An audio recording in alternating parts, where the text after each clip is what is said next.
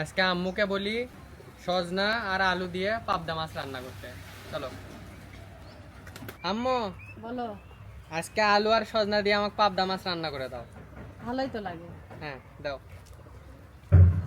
প্রথমে কুচানো আলু ঢেলে দিলাম, এরপর কুচানো পেঁয়াজ মরিচ দিয়ে দিলাম, এরপর লবণ হলুদ দিয়ে নিলাম, তেল দিলাম।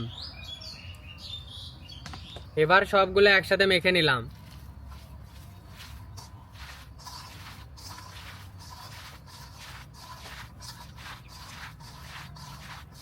A few moments later. মাখা শেষ, এখন পাবদা মাছ দিয়ে দিব।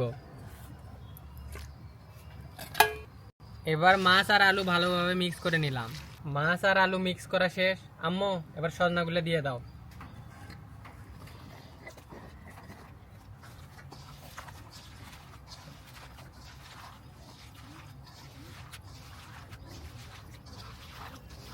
এবার সব কিছু মিক্স করা শেষে হালকা পানি দিয়ে দিলাম।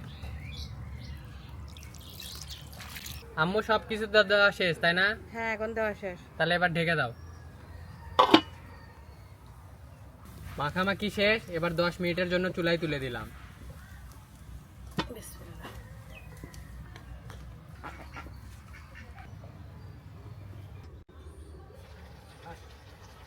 তরকারি শেষের দিকে হয়, এখন একটু ঝাঁকিয়ে দিলাম।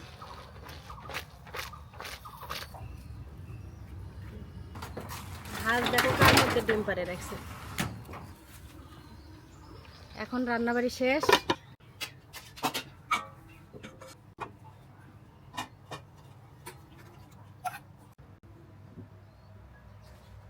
আব্বু, তুলে দিলাম।